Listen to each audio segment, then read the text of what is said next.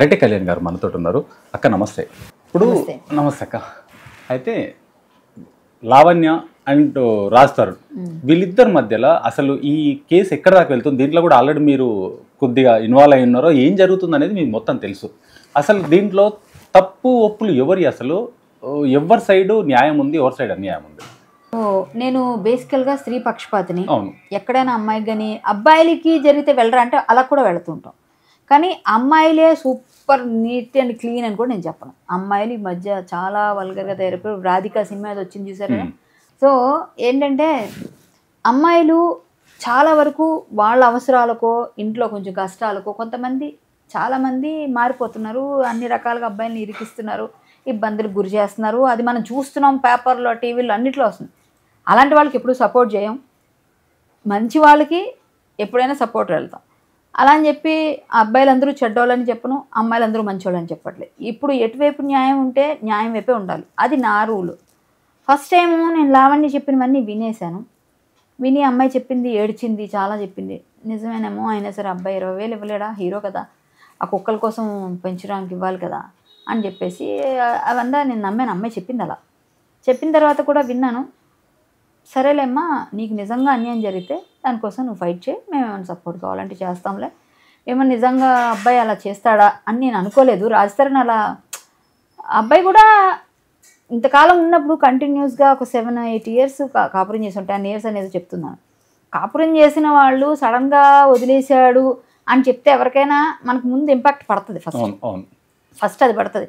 Abortion చేసుకున్నాను అది అని చెప్తే కొంచెం పెయిన్ అనిపించింది. తల్లి మాతృత్వాన్ని ఎవరు అట్లా చెప్పరు కదా అని. బట్ చూస్తే ఆ అమ్మాయి గురించి రోజు రోజుకి శేఖర్ భాష వచ్చి ఆమెను ఏదో అన్నారని అతని మీద కూడా నేను అరిచాను. మీరు ఇలా మాట్లాడకూడదు, ఆడపిల్లల్ని ఇలా మాట్లాడితే అది మీకు కేసు అవుతుంది, అమ్మాయి వెళ్ళలేదు కదా సరిపోయింది, వెళ్తే కేసు అవుతుంది మీకు అని చెప్పి నేను అతనికి కూడా చెప్పాను. చెప్తే అతను కొంచెం అవునమ్మా నా బాధ ఇది, నా ఫ్రెండ్కి నేను హెల్ప్ చేస్తున్నాను, అమ్మాయిలే తప్పులు పెట్టుకొని మా మీద నిందలేసి మేము కేసులు వేయించుకొని మేము అరెస్టులు అయితే అమ్మాయిలకే ఒక క్లియర్గా చట్టాలా అన్నట్లు తను నాతో మాట్లాడాడు తర్వాత కూడా. సో మనం టీవీ వాళ్ళు పిలిచి నన్ను అడిగినప్పుడు కూడా నేను అప్పుడు వెళ్ళి చెప్పాను. చెప్పినప్పుడు అక్కడ ఇద్దరితో కూడా డిస్కషన్స్ అయ్యాయి. నాకు లావణ్యతో అయింది, అలాగే శేఖర్ భాషతో. అప్పుడు కూడా లావణ్యతో అయినప్పుడు కూడా అమ్మాయి చెప్పిన ఇన్నోసెన్స్ అమ్మాయి చూపిస్తుంటే అమ్మాయి నిజంగా చెప్పాలంటే మేము ఎవరైనా సరిపోం అన్నట్టుగా చెప్తోంది. యాక్టింగ్ అని అనలేము, అలాగని చెప్పేసి నిజమని కూడా నమ్మలేము. అంటే అది అబద్ధమా నిజమో మనకు అర్థం కాకుండా కన్ఫ్యూజన్ స్టేట్లోకి వెళ్ళిపోతాం. అలా ఉంది పరిస్థితి. సో ఏంటి అసలు ఈ అమ్మాయి చెప్పింది ఎంతవరకు నిజం, ఎంతవరకు అబద్ధం అని కొన్ని పాయింట్లో దొరుకుతుంది, మనకు అర్థమవుతుంది కొంచెం. సో నేను అర్థమైంది ఏంటంటే ఈ అమ్మాయి కొంచెం డ్రగ్ అడిక్ట్ అయిందా లేదా నాకు తెలియదు, కానీ అమ్మాయి డ్రగ్ పెడ్లర్ అని అరెస్ట్ చేశారు. సో ఈ అమ్మాయి తీసుకుంటుందని చెప్తున్నారు. వీళ్ళు వచ్చి ఇప్పుడు మళ్ళీ మాట్లాడుతున్నారు, తీసుకుందా అంటే రోజు తీసుకుంటుందని చెప్తున్నారు. సో దానివల్ల అమ్మాయి ఏమైనా డిస్టర్బ్ అయ్యి కొంచెం అమ్మాయికి రిహాబిలిటేషన్ సెంటర్కో లేకపోతే అవసరమైతే కొంచెం కౌన్సిలింగ్ ఇచ్చేవాళ్ళు ఉంటే ఏమైనా కొంచెం మార్పు వస్తుందేమో అని నేను అనుకొని అలా వెళ్తే బెటర్ అమ్మా అన్నట్టు కూడా నేను ఒక ఇంటర్వ్యూలో కూడా చెప్పాను. అంటే ఆ అమ్మాయి బాగుపడాలనే ఉద్దేశం ముఖ్యంగా. సో అమ్మాయి లైఫ్ పోయింది నాది అది ఇది అన్నది.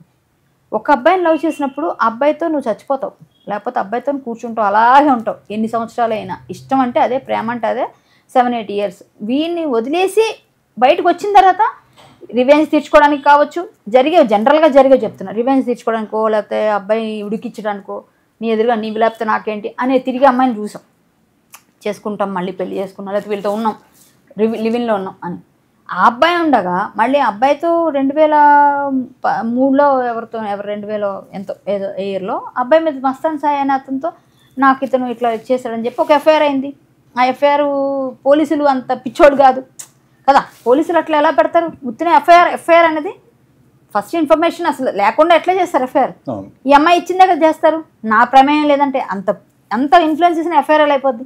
ఎఫ్ఐఆర్ అయిన తర్వాత ఇన్వెస్టిగేషన్, ఛార్జ్ షీట్ ఇవన్నీ ఉంటాయి కదా. ఇవన్నీ కూడా అయినప్పుడైనా తెలుస్తుంది కదా. ఒకవేళ తప్పు చేస్తే పోలీసులు ఉద్యోగాలు పోతాయి, ఉద్యోగాలు రిస్క్ చేయరు కదా నీ కోసం ఇంకొకరి కోసం. సో ఎఫ్ఐఆర్లో ఈ అబ్బాయి గురించి నన్ను అలాగా ఇలాగాని అబ్బాయితో రిలేషన్ ఉన్నానని చెప్పేసి ఇప్పుడు వచ్చిన ఆడియో కాల్స్ అవన్నీ వింటే కూడా మనకు కన్ఫర్మేషన్ వస్తుంది సగం. మరి ఈ అబ్బాయి ఎలా నీకు లవర్ అయ్యాడు? ఈ అబ్బాయితో నువ్వు ఎలా హస్బెండ్ అంటావు? ఏదో ఒకటి తీసుకో, స్టాండ్ అదో ఏదో ఒకటి తీసుకో. నువ్వు అబ్బాయిని వదిలేశాను ఆల్రెడీ కొన్ని రోజులు, అబ్బాయి 17 నుంచి లేమంటున్నాడు. ఓకే మొన్నటి దాకా కూడా కలిసి ఉన్నాడు, ఎందుకంటే ఏమో బెదిరించింది అని చెప్తున్నాడు ఆ అబ్బాయి. ఏమని నన్ను బెదిరించి ఉంచింది, నేను బయటికి వెళ్తే నా పరువు పోద్ది, నా సెలబ్రిటీ స్టేటస్ పోద్ది కాబట్టి నేను అలా కూర్చున్నాను, రెండు ఇలా పెట్టుకొని తల నోటికి అడ్డం పెట్టుకొని చెయ్యి నేను బయటికి నోరు ఎక్కడ ఇప్పితే ఏమవుతుందని భయపడ్డాను. నా పరువు తీసుకోవడం ఇష్టం లేక ఆ అమ్మాయి కింద, నేను పైన ఉంటే అమ్మాయి పైన ఉంటే నేను కింద ఉన్నాను, అమ్మాయితో నాకు ఏ రిలేషన్ లేదు నేను చెప్తున్నాను. ఈ అమ్మాయి కూడా అలాగే ఉన్న ఆడియో కాల్స్ మ్యాచ్ అవుతున్నాయి, ఈ విషయంలో మ్యాచ్ అవుతున్నాయి. ఈ అబ్బాయితో ఉన్నట్టుగా అమ్మాయి ఏవో చూపిస్తుంది. ఇప్పుడు మొన్నటి దాకా వాళ్ళ అమ్మ నాన్న కూడా కలిసి ఉన్నాయి. మేబీ ఇలాగే బెదిరించిందేమో, వాళ్ళు ఉన్నారేమో. ఆ అబ్బాయి చెప్పిన వెర్షన్ అది, ఈ అమ్మాయి వెర్షన్ కాదు అంటుంది. సరే ఎక్కడ తేలుతుంది అంటే ఇన్వెస్టిగేషన్ మొదలు పెట్టినాక మొత్తం వస్తుంది. ఎక్కడో దగ్గర పాయింట్ దొరుకుతుంది కదా, ఏ దొంగ అయినా సరే ఎక్కడో దగ్గర వదులుతాడు, చిన్నదన్న క్లూ వదులుతాడు. ఆ క్లూ దొరికే వరకు వెయిట్ చేయాలంతే. సో ఎవరు దొంగ అన్న తెలియడానికి ఇది ట్విస్ట్ల మీద ట్విస్ట్లు వెళ్తున్నాయి. మధ్యలో ఎవరెవరు వచ్చి జాయిన్ అవుతున్నారు, మధ్యలో ఎవరెవరు వచ్చి ఏదో మాట్లాడుతున్నారు.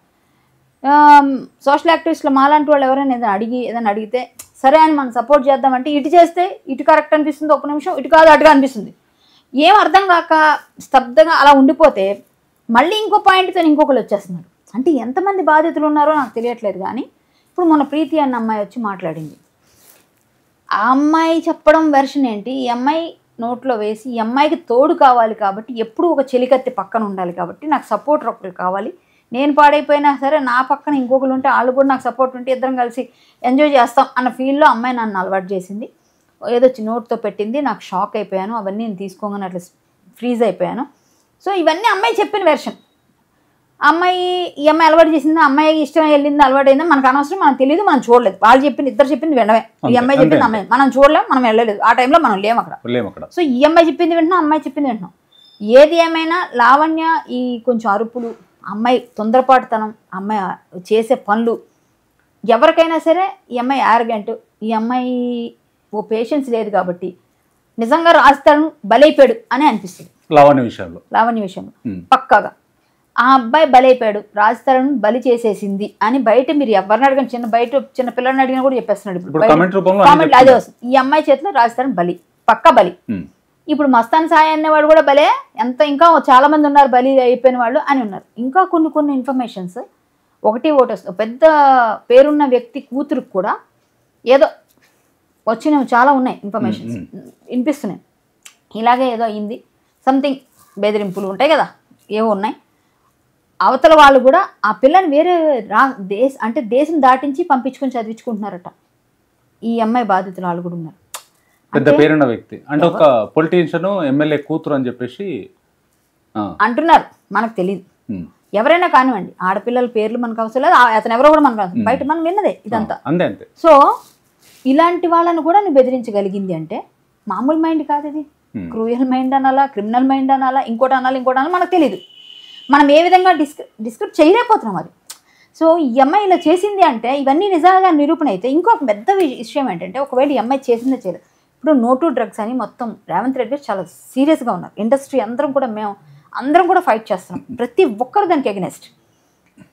ఈ అమ్మాయి ఇన్నిసార్లు డ్రగ్స్ తీసుకుంటాను నేను చెప్తుంటే ఎందుకు చర్య తీసుకోవట్లేదు అసలు? ఫస్ట్ ఆఫ్ ఆల్ అసలు ఇన్నిసార్లు మాట్లాడుతుంటే చర్యలు ఎందుకు తీసుకోవట్లేదు మనం? అంతే కదా. ఫస్ట్ డ్రగ్ అనేదాన్ని మాట్లాడితేనే అమ్మో అని దూరం వెళ్తారు కదా జనరల్గా. అవును నేను వాళ్ళ కోసం చేసా, ఇవన్నీ తప్పు కాదా? పబ్లిక్ న్యూసెన్స్ కాదా? ఇప్పుడు వింటున్న పిల్లల పరిస్థితి ఏంటి? అసలు ఆ డ్రగ్ ఏంటి అని ఆలోచన వచ్చే ఎంతమంది పిల్లలకి వస్తుంది? విన్న పిల్లలకి ఎంతమంది ఈ డ్రగ్ ఏంటో ఇదేంటో మత్తు ఏంటో అని చెప్పి వాళ్ళకి ఆలోచన వచ్చి, కర్మండి ఇలాంటివి వస్తాయి, ఎక్కడో విన్నవే ఎక్కుతాయి, ఎక్కిన తర్వాత ఎక్కడో కనిపించగానే అది స్టార్ట్ చేస్తారు. ఎంతమంది పిల్లల తల్లిదండ్రులు ఎంతమంది బాధపడతారు? అంటే ఇవన్నీ కూడా పబ్లిక్ న్యూసెన్సే కదా. ఇది మనం ఎంతవరకు చేయాలి అంతవరకు చేయాలి. ఇంకా ఎక్స్టెండ్ చేస్తూ మనం లాగుతూ పోతూ ఉంటే ఇంకొక 4 బాధితులు వస్తారు, ఇంకో 4 బాధితులు వస్తారు. రానివ్వండి, బాధితులు ఎంతమంది వచ్చినా పర్లేదు. ఇంతమందిని బలి చేస్తుందా అనే ఆలోచన ఆ కోణంలో నిజంగా ఈ అమ్మాయి చేస్తుంటే అమ్మాయిని ఎందుకు అరెస్ట్ చేయరు? తర్వాత ఈ కేసు చూసుకోండి, అమ్మాయి వాళ్ళు ఇంతమంది బాధపడి ఉంటే, ఇంతమంది ఇదై ఉంటే, ఆడపిల్ల అయినా సరే అరెస్ట్ చేయాలండి, మగాడైనా అరెస్ట్ చేయాలండి. ఎవరైతే ఆడపిల్ల అయితే ఒక న్యాయం, మగాడికి ఒక రూలా? ఆడపిల్ల పొడి చేస్తే అమ్మాయిని అరెస్ట్ చేయరా? ఆడపిల్ల మర్డర్ చేస్తే చేయరా? ఆడపిల్ల డ్రగ్స్లో కొంతమంది బాధితులు అని చెప్పి మేము వస్తున్నాం బయటకంటే నిరూపణ చేయండి, ఒకవేళ వాళ్ళ దగ్గర నుంచి తీసుకోండి. నిజంగా అవన్నీ వాళ్ళు చెప్పిన నిజాలు ఉన్నాయంటే ఆ ప్రీతి లాంటి వ్యక్తులకి, నేను నిజంగా ప్రీతి అమ్మాయికురాలా, అమ్మాయి కూడా ఇందులో విక్టిమా, నిజంగా బాధితురాలా, లేకపోతే బాధించబడిందా, బాధితురాలుగా ఈ అమ్మాయి చూపించుకుంటుందో తెలియదు. ఒకవేళ ఆ అమ్మాయి మాట్లాడిన దానిలో నిజాయితీ అనిపిస్తుంది కొంచెం. మమ్మల్ని ఇట్లా తీసుకెళ్ళింది, మా ఇంటికి వచ్చిన వాళ్ళందరినీ పెట్టేస్తుంది. బయటికి వెళ్తానంటే ఫోన్ చేసి వాళ్ళ మదర్ ఏమో మాకు అది చేస్తారు, వచ్చేమ్మా అని చెప్పేసి క్యాబ్ బుక్ చేస్తుంది అని చెప్తున్నారు. సో ఏది నిజమో తెలియాలంటే ఇన్వెస్టిగేషన్ స్టార్ట్ చేయండి, అరెస్ట్ దెమ్, అంతే. అరెస్ట్ చేసి ఫస్ట్. కానీ ఈ ప్రీతి అనే అమ్మాయి ఒకతే కాకుండా ఇంకా చాలా మంది ఈమె బాధితులు ఉన్నారు అని చెప్పేసి ఈ అమ్మాయికి సపోర్ట్ నిజంగా చెప్తున్నానంటే, నిజంగా బాధితులు ఉంటే డ్రగ్స్ కోసం ఎవరినెవరు ఫోర్స్ చేయకూడదు, డ్రగ్స్ ఎవరికి ఎవరు ఇవ్వకూడదు, ఎవరు అలవాటు చేయకూడదు. దానికోసం ఎంతవరకైనా ఫైట్ వెళ్ళాలి. తాగుతున్నారా, ఇవన్నీ అలవాట్లు అయ్యాయా, అవి ఇవన్నీ వేరండి. తాగడం సరదాగా సోషల్ డ్రింకింగ్ చేసేవాళ్ళు చాలామంది ఉంటారు. అంటే మాకు అలవాట్లు ఎవరికి లేవని దాని గురించి తెలియదు మనకి. కానీ ఈ డ్రగ్ అనేది చాలా చాలా నరాల బలహీనత వస్తుంది. డాక్టర్స్ చెప్పేది విన్నాం, చూసాము. మైండ్ మొత్తం పాడైపోద్దంట, అసలు కండిషనే ఉండదంట వాళ్ళకి ఎప్పుడు ఎలా ఉంటారో తెలియని పరిస్థితి. నేను చాలామంది కొంతమంది గురించి విన్నాను. ఒకళ్ళిద్దరు ఎవరో ఒకళ్ళు ఉంటారు కదా, చూసిన వాళ్ళని వీళ్ళు డ్రగ్స్ ఇంతకుముందు లేదు, వీళ్ళు అలవాటు అయిపోయారు అన్నప్పుడు వాళ్ళని చూస్తే ముందు చూసినప్పుడు పాలిపోయి, మొహాలు వాడిపోయి, అసలు ఫేస్లో గ్లో పోయి అసలు ఎలా అయిపోయిన వాళ్ళు ఉంటారు, మనం చూస్తూనే ఉంటాం చాలా సినిమాల్లో. ఒకసారి ఎప్పుడు ఢిల్లీలో ఒక పెద్ద మోడల్ ఆవిడ, సూపర్ మోడల్ ఆవిడ, రోడ్డు పైన రైల్వే స్టేషన్లో పడి ఉంటే చచ్చి పడిపోతూ చూశారు కదా, ఆవిడ పేరు ఏదో మర్చిపోయాను. సో ఆవిడ ఎంత అందగతే, ఆవిడ అలా ఉండేది, ఆవిడ ఒక్కసారి అట్లా అయిపోయింది. సో మనం ఎవ్వరం కూడా దేనికి అడిక్ట్ అవ్వకూడదు, ముఖ్యంగా డ్రగ్స్. ఇలాగా ఎవరైనా అలా వాళ్ళని ఫోర్స్ చేసి ఫోర్స్ఫుల్గానో లేకపోతే ఇంకో విధంగానో మభ్యపెట్టో ఇస్తే ఖచ్చితంగా వీళ్ళ మీద పనిష్మెంట్ తీసుకొని ఫస్ట్ ఇమీడియట్గా అరెస్ట్ చేసి ఇన్వెస్టిగేట్ చేస్తే ఏది నిజం ఏది అబద్ధం బయటకు వస్తుంది. రోజు టీవీలో కూర్చొని అవి ఇవని చెప్పి మాట్లాడుతూ అవి చేస్తూ ఇవి చేస్తే ఎవరికి న్యాయం జరుగుతుంది? పక్క అబ్బాయి బలైపోయాడు అనేసి జనాలు నమ్ముతున్నారు. ఎందుకంటే ఒకవేళ అబ్బాయి చేసుకోవడానికి అమ్మాయికి తెలుసు, ఇప్పుడు తెలుసు, ఖచ్చితంగా ఆమెకి తెలుసు అబ్బాయి ఉండలేడు. ఎందుకు ఉంటారండి? ఇంత అయిపోయినాక ఎవరు ఉండరు, ఉన్నా కూడా వాళ్ళు కలిసి మళ్ళీ 4 రోజులు మళ్ళీ రోడ్డు మీద వస్తారు. సో ఎవరు ఉండరు. ఆ అమ్మాయికి తెలుసు ఇంత ఇది చేసినాక నేను ఎందుకు వదులుతాను, అబ్బాయి పంతం వస్తుంది. సో ఆ అబ్బాయి తోడుగా ఇప్పుడు ఇంతమంది బయటకు వస్తున్నారు. శేఖర్ భాష అన్నిటికన్నా ఘోరమైన విషయం ఏంటంటే శేఖర్ భాషను కొట్టడం. అక్క ఇప్పుడు ఇదంతా జరుగుతుంది ఓకే, కానీ శేఖర్ భాష ముందుకొచ్చాడు, వీటన్నిటి గురించి సాక్ష్యాధారాలు ఉన్నాయి, ఇది చేయడం తప్పు అని చెప్పేసి రకరకాలుగా మాట్లాడుతున్నాడు, ప్రూఫ్స్ అని ముందు పెట్టి మాట్లాడుతున్నాడు. కానీ ఈరోజు శేఖర్ భాష మీద దాడి జరిగింది. అంటే తను ముందుకొచ్చి వీళ్ళకి సపోర్ట్ చేసి మాట్లాడి ఈ అమ్మాయి తప్పుడు కేసులు పెడుతుందని చెప్పడం తప్ప, కానీ ఈయన కొట్టడం ఎంతవరకు కరెక్టు? ఈయన ఈరోజు బోను టేర్ అయింది.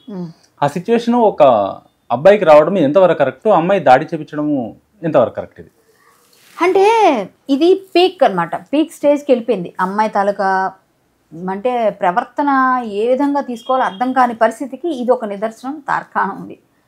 అమ్మాయి ముందుగానే చెప్పు దెబ్బలు తింటావా అని కొడతానని చెప్పి స్టూడియోలో ఇసిరింది, అవన్నీ చేసేది చూసాం. సో అమ్మాయి కొట్టిందా, అమ్మాయి బాధ ఎందుకు నా లైఫ్లో నువ్వు వచ్చి మాట్లాడుతున్నావు అనే అక్కసు ఉండొచ్చు. బట్ ఉన్నా కానీ అమ్మాయి డైరెక్ట్గా వెళ్ళి కొట్టి ఆ తలుపులు కొట్టి స్టూడియో దగ్గరికి వెళ్తే, బయటికి వెళ్తే కొట్టడానికి రెడీగా నలుగురిని తెచ్చుకొని కొట్టడం అన్నది అది చాలా, అసలు దీనికి కూడా అసలు మన చర్యలు లేవు. జనరల్గా ఒక మనిషి హ్యూమన్ బీయింగ్, సరే వాళ్ళకి ఏదైనా జరుగుతుండొచ్చు, నువ్వు కొట్టే హక్కు లేదు. నన్ను కూడా ఇదే మాట అన్నారు, నువ్వు కొట్టే హక్కు లేదు నీకు, నువ్వు వెళ్ళి కేసు పెట్టుకో అని చెప్పారు నాకు. నిజమే, కేసు పెట్టుకుంటాం. అవతల వాళ్ళు తప్పుగా మాట్లాడారు కాబట్టి కానీ ఇది మనకి ప్రజలందరికీ తెలిసింది. నాది వేరే సిచ్యువేషన్లో వచ్చింది, అయినా మోరల్ పోలీసింగ్ ఒక అమ్మాయి కోసం నేను వెళ్ళాల్సి వచ్చింది, ఒక మంచి కాజ్ కోసం వెళ్ళాం. సో ఇక్కడ వీళ్ళిద్దరికి జరుగుతున్న సంభాషణలో, వీళ్ళిద్దరికి అవుతున్న గొడవల్లో, ఈ గొడవల్లో అవుతున్నప్పుడు కొట్టడం అన్నది ఇంత ఘోరంగా. అంటే నువ్వు ఏదైనా పెట్టుకో, కేసు పెట్టు అబ్బాయి మీద, నువ్వు కేసు పెట్టు, ఇద్దరు తన్నుకుంటున్నారా కొట్టుకుంటున్నారా స్టేషన్లో తేల్చుకోండి, చట్టాలు చూసుకుంటే మీ ఇద్దరికి శిక్ష పడాలా, లేకపోతే ఇద్దరు ఫాల్సా, లేకపోతే ఇద్దరు కరెక్ట్. ఈ అబ్బాయి ఫైట్ చేస్తున్నాడు, ఆ అమ్మాయి ఏమో నా లైఫ్లో నువ్వు రావద్దని బతిమాలుకుంటుందో, పక్క తిడుతుంది, బెదిరిస్తుంది, అన్నీ చేస్తుంది. సో అన్నీ చేసినప్పటికి కూడా ఒక అమ్మాయిగా నేను ఏదైనా చేయొచ్చు అని అహంకారం తప్పు. అమ్మాయి అయిపోతే ఏదైనా చేసినా చెల్లుతుంది అంటే తప్పు, అదే మారాలి. మన అమ్మాయి అయితే నేను ఎవరి మీద కేసు పెట్టేయచ్చు, ఎవరి మీద ఏదైనా నిందేయచ్చు అంటే రాంగ్. అవే మారితే అప్పుడు ఆటోమేటిక్గా ఇలాంటివి జరగవు. ఈ అమ్మాయి అక్కడ కొట్టించింది అన్నదైతే ఏదైతే ఉందో అది దాన్ని పూర్తిగా ఖండిస్తున్నా. ఒక ఆడపిల్ల ఇలా చేస్తే స్త్రీ జాతికి కళంకం ఇలాంటి వాళ్ళు, ఇది తప్పు ఒక విధంగా. అంటే స్త్రీ జాతిలో మహా పతివ్రతలు చూసాము, చాలామంది. అసలు మన భారతదేశంలో గౌరవించేది స్త్రీని ఎంత మనం ఉన్నత స్థానంలో పెడతామో తెలుసు. అంటే ఇలాంటి వాళ్ళను కూడా చూసాం. ఇప్పుడు ఇలా చేస్తున్న కొంతమంది స్త్రీమూర్తులు ఉన్నారు, అది మీకు తెలుసు. కొంతమంది ఒకళ్ళైతే నోరు పారేసుకుని అందరి మీద తిట్టులేస్తారు, ఇంకొకటి ఇలా చేస్తుంటే అంతకన్నా రేంజ్ దాటిపోయి మగవాళ్ళ మీద దాడులు చేసేసి తప్పు ఉందా లేదా తెలియదు. తర్వాత కోర్టులు, శిక్షలు, పోలీస్ స్టేషన్స్ అన్నీ ఉన్నాయి, మనం మాట్లాడదాం. అది ఏదైనా అనుకుండా నీ అక్కసంతా చూపించడానికి అవసరమైతే ఆ టైంలో వాళ్ళు వచ్చిన వాళ్ళు గట్టి కొడితే బక్కగా ఉన్నాడు చచ్చిపోయింటే పరిస్థితి ఏంటి? నేను అన్నది అది. ఇప్పుడు నువ్వు కొట్టావంటే నీ అక్కసు ఉంది, కరెక్టే, నీ బాధ ఉంది. అదేదో పోలీస్ స్టేషన్ తీసుకెళ్ళి ఇలా చేయడం తప్పు, నాకు ఇతని వల్ల ఇబ్బంది అవుతుందని ఒక కేసు పెట్టుంటే వేరుగా ఉండేది. నువ్వు కొట్టడం వల్ల ఇప్పుడు నీకే బ్యాడ్ నేమ్ వచ్చింది. ఇప్పుడు బ్యాడ్ నేమ్ అంతా నీకే వస్తుంది. అందరూ కలిసి ఏంటి, అబ్బాయికి సింపతి వచ్చేసింది. ఇటువైపు రాజధాని సేఫ్, ఆ అబ్బాయి సేఫ్, మధ్యలో ఎవరు పోతున్నారు? నీకు సపోర్ట్ వచ్చిన ప్రీతి, వీళ్ళందరూ మొత్తం అందరూ సపోర్ట్ వచ్చేస్తున్నారు. అందరికీ సపోర్ట్ ఇటు పెరుగుతుంది, నీకు సపోర్ట్ లేక ఒంటరి అయిపోతున్నావు. సో చేసుకుంటుందంతా స్వయంకృత అపరాధం, టోటల్ స్వయంకృత అపరాధం. నీ తప్పు ఉందా తప్పు లేదా ఆ తర్వాత మాట్లాడదాం, కానీ నువ్వు స్వయంకృత అపరాధం ఇదంతా. నువ్వు మాట్లాడే తీరు కానీ నీ బిహేవియర్ కానీ అవే నీకు శత్రువులు అయిపోతున్నాయి. సో ఇది నువ్వు చేస్తుంది అయితే చాలా తప్పని నేను అమ్మాయికి కూడా చెప్పాను. నీది తప్పు నేను అడుగుతానని చెప్పి అమ్మాయి చెప్పి, అమ్మాయి మాట్లాడొద్దు మీరు నా గురించి అని చెప్పి అడిగింది నన్ను. మాట్లాడొద్దు అన్నానికి ఏముంది, తప్పు ఉంటే ఎవరైనా ప్రశ్నిస్తాం. అంతేగా, సామాజికవేత్తగా ఉన్నప్పుడు అన్న నలుగురు వచ్చి అడుగుతారు. అడిగినప్పుడు సమాజంలో ఉన్నప్పుడు సమస్యల పైన ప్రశ్నించే హక్కు, నోరుంది, గట్టిగా మాట్లాడతారు, వీళ్ళు ప్రశ్నిస్తారు అనుకునే కదా అడుగుతారు. సో అడుగుతాం, కానీ అడిగినంత మాత్రాన నీకు విట్నెస్గా నేనేం లేను అక్కడ. నువ్వేం చేసావో అప్పుడు, నువ్వు అబ్బాయితో కాపురం చేసినప్పుడు, మీరు తన్నుకున్నప్పుడు, మీరు కొట్టుకున్నప్పుడు, మీ ఇద్దరు అరుచుకుంటే మేము ఎవరో లేము. నువ్వు చెప్పింది వాళ్ళు చెప్పింది విని మేము న్యాయానికి ఒకవైపు మేమేం కోర్టులు కాదు, మేమేం శిక్షలు అయ్యాం. బట్ సమాజంలో ఇలా జరుగుతుంది, ఇలా తెలియాలి, ఇది తప్పు, ఇది నిజం, ఇది నిజమైతే బాగుపడతారు, ఇలా చెడిపోతే పాడైపోతారు అని చెప్పగలుగుతాం. అంతకుమించి ఎవరు ఏం చేయలేరుగా. మనమేమి లా చదువుకోలేదు, మనమేమి లా పాయింట్స్ మాట్లాడేసి అవి తీసి, కానీ కరెక్ట్గా మాట్లాడి మనం చెప్పగలిగింది చెప్తాం. వింటే విన్నారు, వినకపోతే చెడిపోతారు, అంతకుమించి ఏం చేయలేం. అంతేగా, అంతకన్నా ఎవరేం చేయలేరు. సో తల్లిదండ్రులు పెంపకం దగ్గర నుంచి మొదలు పెట్టుకుంటే, అందుకే పిల్లలు అన్ని విధాలుగా, ఇప్పుడు పిల్లలందరూ ఇలాంటి డ్రగ్స్కి బానిస అయితే ఫ్యూచర్ ఎక్కడుందండి? ఫ్యూచర్ ఇంకా భావితరం ఎక్కడుంటుంది? భావితరాలకి ఏమి ఇస్తాం మన మెసేజ్? అదే కదా మెయిన్. దానికోసమే ఇలాంటి వాటిపైన మాట్లాడాల్సి వస్తుంది. భావితరాలని మనం కాపాడుకోవాలి కదా. మన ఇంట్లో పిల్లల్ని మనం పెంచడం దగ్గర నుంచి అన్నీ చూసుకోవాలి కదా. సో నేను ఒకటే అంటాను, ఈ అమ్మాయిదైతే మాత్రం తప్పు, అబ్బాయిని కొట్టుకొని ఉండాల్సింది. అంటే అంత ఘోరంగా బయటికి పిలిచి కొట్టి స్టూడియో దగ్గరికి వెళ్ళి ఇంకా అలా చేసేస్తే అబ్బాయికి టేర్ అయిపోయింది. ఇప్పుడు అబ్బాయి సన్నగా ఉన్నాడు, ఒకవేళ గట్టిగా తగిలుంటే, ఒకవేళ గట్టిగా ఎవరో బలంగా ఉన్నవాడు ఒక 2 దెబ్బలు కొడితే ఎంతసేపు అమ్మ ప్రాణం, చిన్న ప్రాణం, ఒక్క నిమిషంలో వెళ్ళిపోద్ది. అప్పుడు ఇంకా బ్యాడ్ నేమ్ కదా ఈ అమ్మాయికి. అప్పుడు అయినా అరెస్ట్ అవ్వాల్సిందే కదా. ఇప్పుడు ఈ డ్రగ్స్ గురించి ఇంత విచ్చలవిడిగా మాట్లాడితే పోలీసులు అసలు ఏమి యాక్షన్ తీసుకుంటున్నారు? ఇంత పబ్లిక్గా తెలుస్తుంది. రేవంత్ రెడ్డి గారు అంత క్లియర్గా చెప్తున్నారు, ప్రతి ఒక్కరికి తెలుసు. ఎందుకు యాక్షన్ రావట్లేదు అంటాను నేను. ఎవరికి మీదైనా, ఇప్పుడు అతని మీద ఇద్దరిని కలిపి తీసుకెళ్ళి లోపలేసి విచారించండి. అవసరమైతే 2 3 మీకు ఎంతమంది డౌట్ ఉంటే వేయండి. వేసి ఎవరిది తప్పు ఉందో అది బయటికి చెప్పి వాళ్ళకి శిక్ష పడేటట్టు చేయండి. అప్పుడు న్యాయ వ్యవస్థ మీద కానీ పోలీసుల మీద కానీ గౌరవం పెరుగుతుంది అందరికీ. అంతేగాని ఇక్కడ ఇలా పబ్లిక్ న్యూసెన్స్ రోజుకో ఛానల్స్కి ఏమో టీఆర్పీలు కోసం వాళ్ళు పిలుస్తారు, వీళ్ళు పిలుస్తారు, అందరూ వెళ్తారు, కూర్చుంటారు, కొట్టుకుంటారు, తిట్టుకుంటారు, చెప్పులు ఇసురుకుంటారు, తర్వాత అదవుతుంది ఇదవుతుంది. పిల్లలందరూ అట్లా చూస్తారు. తెల్లవారు లెగిస్తే, పొద్దున్న లేస్తే, యూట్యూబ్ ఓపెన్ చేస్తే వీళ్ళిద్దరు కొట్టుకోవడం, తిట్టుకోవడం, ఈ మాటలు. ఇంకొక ఆయన వచ్చి కూర్చొని మాట్లాడితే, నేను వచ్చి అందరూ మాట్లాడితే, నాలాంటి వాళ్ళు వచ్చి కూర్చొని మాట్లాడతారు. ప్రతి ఒక్కరు ఇదే తప్ప యూట్యూబ్లో ఇంకోటి లేదు, టీవీల మీద పెడితే ఇంకొకటి లేదు. నేను ఒక ఆమె చెప్పింది, నా ఫ్యాన్ అమ్మ, కొన్ని ఛానల్స్కి మీకు ఏమైనా ఫోన్ చేయండి మాకు. వాళ్ళందరూ అట్లా అడుగుతున్నారంటే, ఛానల్స్ అలాగే ఉంటాయమ్మా, వేరే ఛానల్స్ కూడా అట్లే నేస్తారు, అందరూ అలాగే ఉంటాయి అంటే. వాళ్ళవే ఉన్నాయండి మేడం, అది ఎందుకు మేడం, అసలు ఏమవుతుంది మేడం నన్ను అడుగుతుంది. నాకు తెలియదమ్మా వాళ్ళు ఏమవుతున్నాయో అని చెప్తున్నాను. మేడం ఇప్పుడు ఈ అమ్మాయి లావణ్య తరపున న్యాయవాది దిలీప్ శంకర్ గారు ఉన్నారు. ఒక న్యాయం కోసం పోరాడే నల్లకోటు వేసుకున్న వ్యక్తి. అంటే మనకంటే వాళ్ళు చదువుకుంది వేరు, లా ఎల్ఎల్ఎం చేశారా లేకుంటే ఎల్ఎల్బి చేశారా, వాళ్ళు ఏ చదువు చదువుకున్నారు అనేది దానికి కోర్టు, బార్ కౌన్సిల్ వాళ్ళకి నిర్ణయిస్తుంది. కానీ ఒక న్యాయస్థానం న్యాయం కోసం పోరాడే నల్లకోటు వేసుకున్నందుకు ఒక న్యాయవాది టీవీ ఛానల్ ముందు ఒక దాంట్లోకి వచ్చి ఒక లాంగ్వేజ్, అంటే డిఫరెంట్ లాంగ్వేజ్, మనము కెమెరా ముందు మాట్లాడుకోకూడదు, మనం ఇలాంటి లాంగ్వేజ్ మాట్లాడడం ఒక న్యాయవాది ఎంతవరకు కరెక్ట్? మీరు ఎలా దీని గురించి మాట్లాడగలరు? దిలీప్ శంకర్ గారు అంటే మనకు ఆయనతో పరిచయం లేకపోయినా మనం చాలా సామాజిక కార్యక్రమాల్లో ఆయన ఫైట్ చేయడం అన్నిట్లో చూసాము. ఆయన మంచి లాయర్ అనే నాకు కూడా నమ్మకం ఉండింది. ఈ కేసు తీసుకున్నాక నాకు కొంచెం కొంతవరకు మంచి, ఆయన లాయర్ కదా మీలాగే నేను అనుకున్నాను. ఆయన ఆలోచించే తీసుకుంటారు, అలా ఎందుకు తీసుకుంటారులే అనుకుంటాం కదా. ముందు ఈ అమ్మాయిదే కరెక్ట్ అనుకున్నాను, నేను కూడా చెప్పాను కదా ఈ అమ్మాయిదే కరెక్ట్ ఉందేమో అని. నేను కూడా అనుకున్న టైంలో సరే ఆయన తీసుకున్నారు కదా, పాపం న్యాయం జరుగుతుంది, ఈ అమ్మాయికి ఏమైనా తప్పు లేకపోతే అని నేను అనుకున్నాను. తర్వాత చూస్తే ఈ అమ్మాయి ఆయన కూడా మ్యానిపులేట్ చేసిందని ఫీల్ అయ్యాను నేను. ఆయన కూడా మ్యానిపులేట్ చేసిందని నేను ఫీల్ అయ్యా. ఓకే, ఆయన కూడా ఏం తెలుస్తుందండి పాపం, అమ్మాయి చెప్పింది నమ్ముతారు, నేను కూడా నమ్మాను కదా. అట్లానే ఈమెను కూడా ఆయన కూడా మ్యానిపులేట్ చేసి ఉంటుందేమో. కాబట్టి అంటే మొత్తం టోటల్ ఎపిసోడ్లో చూస్తే ఈ అమ్మాయి తప్పు కనిపిస్తున్నాయండి ప్రతి దగ్గర కూడా. ఈ అమ్మాయి ఎంత ఫైట్ చేసినా ఎంత చేసినా ఎక్కడో దగ్గర ఈ అమ్మాయి అన్నీ బయటకు ఒక్కొక్కటి లాగుతుంటే తీగలాగితే డొంక కదులుతుంది. ఇప్పుడు ఈ డొంక కదిలి ఈ ప్రీతి లాంటి వాళ్ళు ఒక 10 మంది బయటకు వస్తే ఈ అమ్మాయి క్లియర్గా ఇప్పటికే సగం తెలిసిపోయింది జనాలకి. ఏమంటే మనం మాట్లాడుతుంటే రోజు చూస్తుంటే మనకే అర్థమైపోతుంది.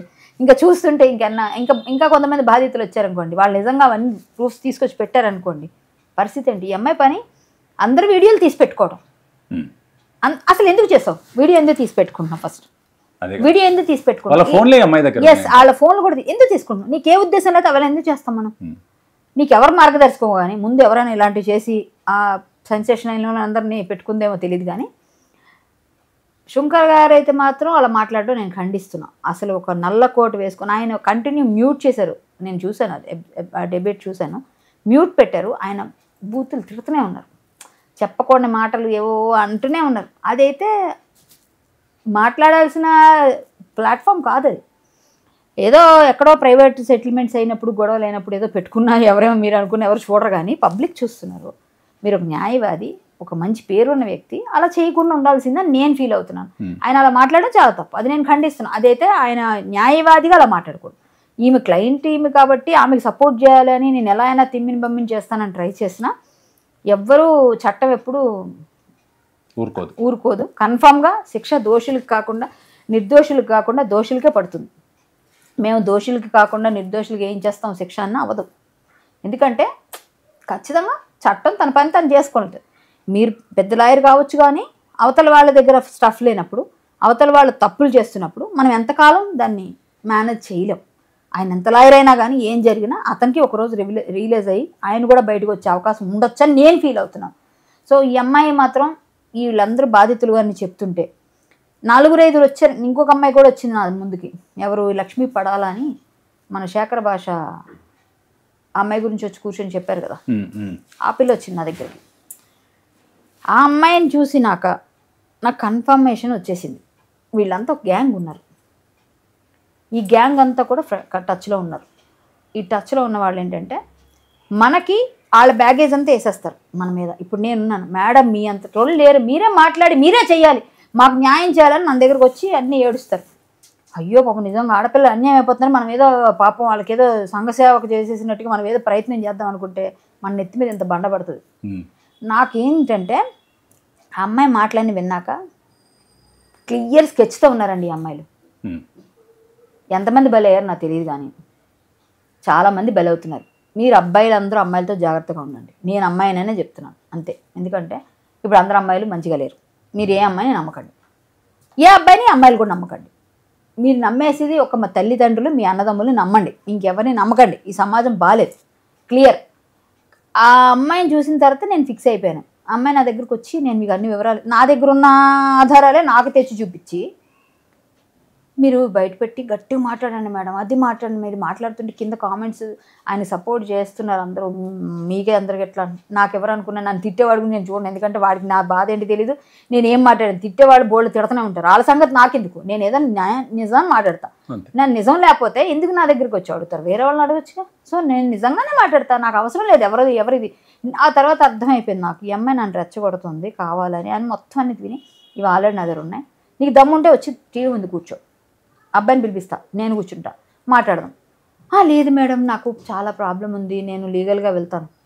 నీ బ్యాగేజ్ నాకెందుకు వేస్తున్నావు అని అడిగా. నీ బ్యాగేజ్ నాకెందుకు ఇస్తున్నావు? నో, నువ్వే తప్పై ఉండొచ్చుగా, నువ్వే ఫేక్ అయ్యి ఉండొచ్చుగా, అబ్బాయి చెప్పింది రైట్ అవ్వచ్చుగా. నేను శేఖర్ భాష వచ్చి కూర్చొని ఒక అమ్మాయి నన్ను సైకో అట్లా చేసి ఈ అమ్మాయి వచ్చి డైరెక్ట్ నా దగ్గరకు వచ్చింది అంటే ఈ పిల్లదే తప్పై ఉండొచ్చుగా, నాన్న నువ్వే అబ్బాయి చెప్పినట్టు ఫేక్ అయ్యి ఉంటే, అబ్బాయి నిజమే అంటే అప్పుడు నేను ఎలా నీకు సపోర్ట్ చేస్తా, నేను ఎలా మిమ్మల్ని ఇంకొకరు అన్యాయం చేస్తా, ఒక అబ్బాయిని అన్యాయం చేస్తాను జీవితాన్ని. అంటే నువ్వు ఒక అమ్మాయి ఏదైనా గట్టిగా మాట్లాడిస్తే చెల్లిపోద్దా? నేను అలా చేయనమ్మా, అబ్బాయి అయినా అమ్మాయి అయినా న్యాయం వైపే నిలబెడతా. అమ్మాయి అన్యాయం చేసిన అమ్మాయిని తిడతా, అమ్మాయి తప్పు అయితే అమ్మాయిని శిక్షించండి అని చెప్తా. కానీ అమ్మాయికి నేను వెళ్ళిపోయి సోపేసేసి ఎన్ని చేసిన అమ్మాయిలు తప్పున్నా కూడా అమ్మాయిలే కరెక్టా నేను అన్ను. దొంగ దొంగ అమ్మాయిల్ని కూడా బయట పెట్టాల్సింది. దొంగ అబ్బాయిల్ని ఎలాగో బయట పెడుతూనే ఉన్నాం. అందరూ అబ్బాయిలు కరెక్ట్ కాదు, అందరూ అమ్మాయిలు కూడా కరెక్ట్ కాదు. వాళ్ళకి డబ్బులు వచ్చేయాలి, సడన్గా పెరిగిపోవాలి, సడన్గా లావిష్గా ఉండాలి, ఏది పడితే అది మాట్లాడాలి. ఎవడేం మాట్లాడితే ఇప్పుడు బయటికి వెళ్తే ఫోన్ ఎవరు ఎప్పుడు ఒక ఫోటో ఇద్దామంటే భయం వేస్తుంది, ఒక మాట మాట్లాడదాం ఫోన్ లాంటి భయం. అందరూ రికార్డులు చేసుకుంటున్నారు, అందరూ ఏం చేస్తున్నారు, ఎప్పుడు ఎవడు ఏ రికార్డు వదులుతాడో తెలియని పరిస్థితి అందరిది. నిజం అంటే ఇంత ప్రైవసీ లేదు. ప్రైవసీ భంగం కలిగించే పనులు అసలు నువ్వు అంత క్రిమినల్ మైండ్తో ఎలా పెట్టుకున్నారు మీరు? ఎలా పెట్టుకుంటున్నారు? ఇప్పుడున్న అమ్మాయిలు చెప్తున్నా ఎలా చేస్తున్నారు? ఇలా చేస్తుంటే ఎందుకు చర్యలు తీసుకోవట్లేదు? సో మన సిస్టంలో తప్ప, మన తల్లిదండ్రుల పెంపకంలో తప్ప, వాళ్ళ పెంపకం తప్ప నేను అన్నాం.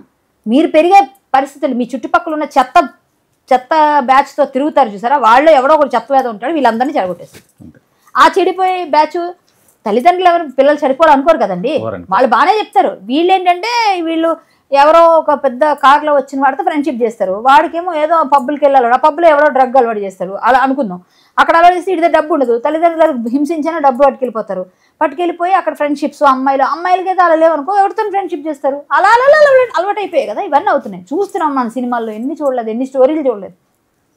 ఇంకా బుద్ధి రాకపోతే ఏం చేస్తామండి? ఇలాంటి అమ్మాయిల్ని మాత్రం క్షమించకూడదు. నా ఫైనల్ స్టేట్మెంట్ అయితే నేను చెప్పేది ఒకటే, అమ్మాయి అయినా అబ్బాయి అయినా ఇలాంటి తప్పులు చేస్తే క్షమించొద్దు. ఫస్ట్ ప్రీతి లాంటి వాళ్ళకి సపోర్ట్ చేయాలి. సపోర్ట్ చేస్తే ఇంకొంతమంది విక్టిమ్స్ బయటకు వస్తే, ఇంకా ఎవరు ఈ డ్రగ్ మాఫియా ఎక్కడ స్టార్ట్ అయింది, ఈ అమ్మాయికి ఎలా వస్తున్నాయి, ఎక్కడి నుంచి ఇచ్చింది, నిజంగా ఈ అమ్మాయి ఇచ్చి ఉంటే ఎక్కడి నుంచి ఇస్తుంది, ఎక్కడి నుంచి వస్తుంది, ఎక్కడి నుంచి కొనుగోలు చేస్తే అన్నీ వస్తాయిగా. డ్రగ్ ఒక తీగలాగితే మొత్తం డొంక కదులుతుంది కదా, అవును, ఒక ఆధారాలు దొరుకుతాయి కదా పోలీసులకు కానీ ఎవరికైనా. నేను ఆ విధంగా కూడా ఆలోచించి ఈ న్యూసెన్స్ని తగ్గించి ఫస్ట్ ముందు, ఆ తర్వాత వాళ్ళిద్దరు వైఫ్ అండ్ హస్బెండా, వాళ్ళిద్దరు డైవర్స్ తీసుకున్నారా, పెళ్లి చేసుకున్నారా, ఏం జరిగిందో మీరు తర్వాత ఇన్వెస్టిగేషన్ చేయండి. ఫస్ట్ ఈ డ్రగ్ విషయం చేయండి. సమాజం పాడైతుంది, సమాజాన్ని హార్మ్ఫుల్ అయింది, ఇది ముందు చేయండి. వాళ్ళిద్దరిని కూర్చోబెట్టి డిబేట్లు చేయడం కాదు, ఫస్ట్ పోలీసుల దగ్గరికి వెళ్ళి పోలీసులు ఫస్ట్ ఇది చూడండి. ఇది నేను అనుకోవడం.